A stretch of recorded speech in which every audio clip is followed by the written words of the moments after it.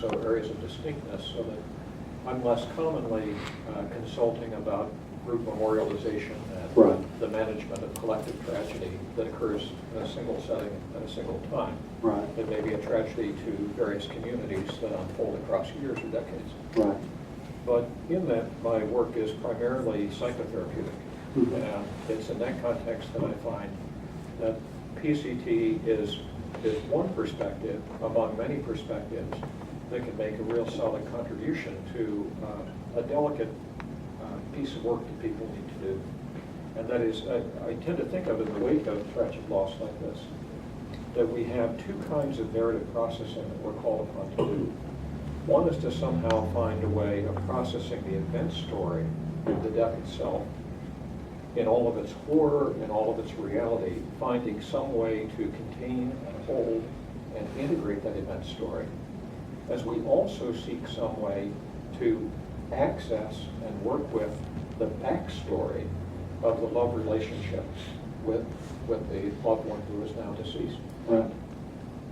And the prominence of the event story processing versus the backstory processing will vary depending on the nature of the death, the nature of the loss, and the nature of the griever, or grieving community or family. But in the psychotherapeutic context, I think that there are a number of narrative procedures, for example, that involve inviting stories Yes. in a kind of almost a slow motion retelling under conditions of safety, with the ability to step back from the telling when it becomes overwhelming, helping people modulate the degree of threat, anxiety, fear that is Right. called up by this, and to be able to, in the witnessing presence of others, secure a kind of validation for a story that is not now held silently only within our own imagination, but is held somehow among us a little more amply.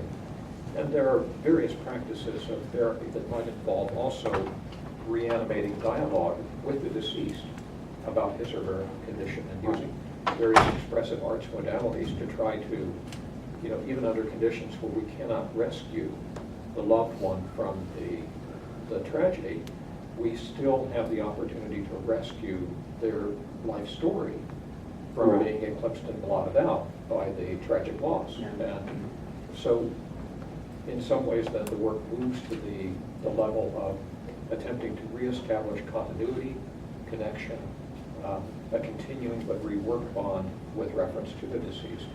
And this can be facilitated, of course, in collective memorials, but often in the more intimate territory of conversation, a dialogical practice, of animating perhaps a kind of correspondence with the one who has died, Right. to reestablish a sense of relationship.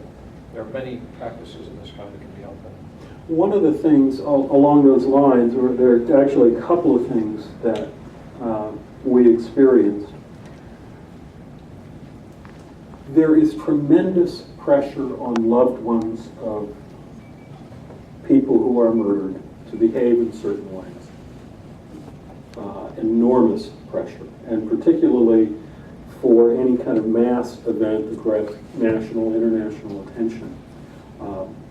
That pressure is very, very hard. People are expected to feel certain things, expected to behave in certain ways, which they may have no interest in feeling or doing. And certainly, personal construct psychology can help in that realm.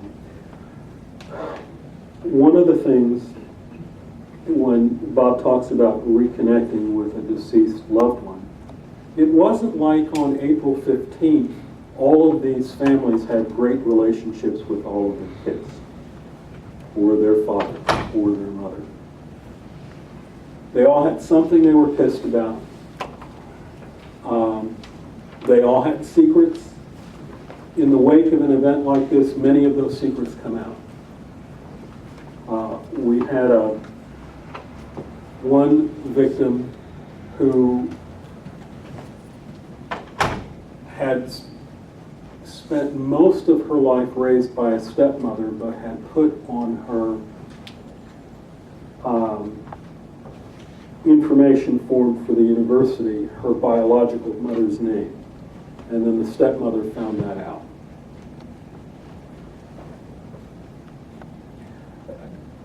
that's a tiny example. Tiny example.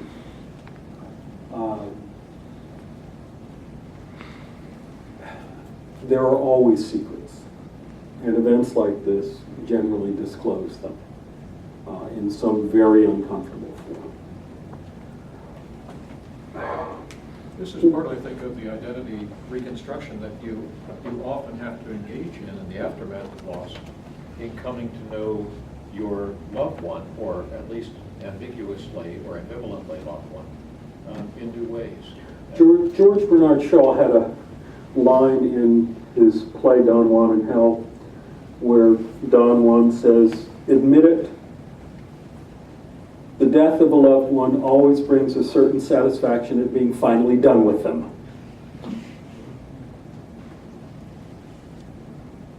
There's always some truth in that. The pressure to not recognize that on loved ones of victims is enormous. Your emotions need to be all one color, all one texture, no variations allowed. PCP can certainly help with that. The other thing, and it relates directly to what Bob was saying about conversation, and we learned this from the Amish. They told us that after the shootings, everybody dummied up. They just stopped talking. And because the only thing they could talk about was painful. And apparently, all the men stopped talking. The women kept talking, of course, but the men. And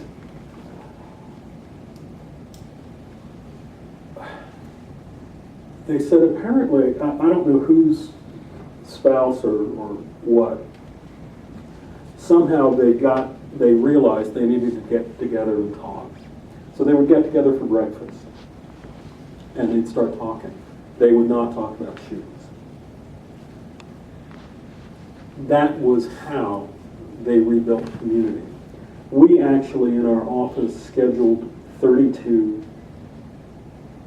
meetings, gatherings, we call them Friends of gatherings, for the university community. In the spring of 2008, as we approached the first anniversary of the shootings. And we had them twice a week. No, we had them 4 times a week. And we had them for about 90 minutes in the Student Union building. And we advertised them on radio, college papers, lots of places. They were not memorials. They were simply a time for friends of each of the victims, colleagues, to get together, kind of share what the experiences that they had had were. For some, we had one person turn up. For a few people, we had 100 people turn up. But they were born out of the experience of the Nickelmans folks. A chance for people who shared a connection with someone who had died to be able to talk about it. At one gathering, we had 2 reporters from the local paper who had written about one victim who had kind of gained attention as kind of a standout kid. And they came, and we had very strict ground rules, no reporters, nothing like that, for all of our work. But they were wonderful. They approached us, they said, "We're not here as reporters. We feel like we've gotten to know this kid, and we feel like we've lost somebody. And would it be okay if we sit in?" We said, "Sure."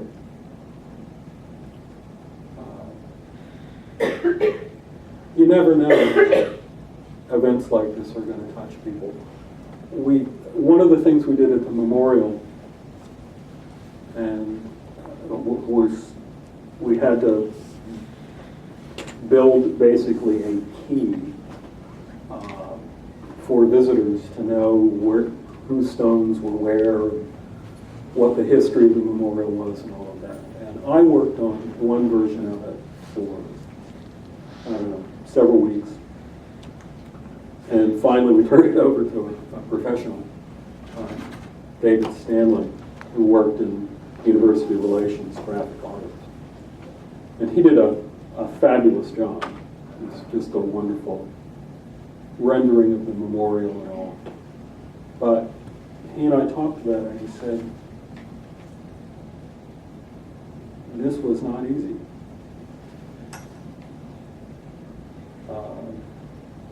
And we had the same experience happen with some of the archivists.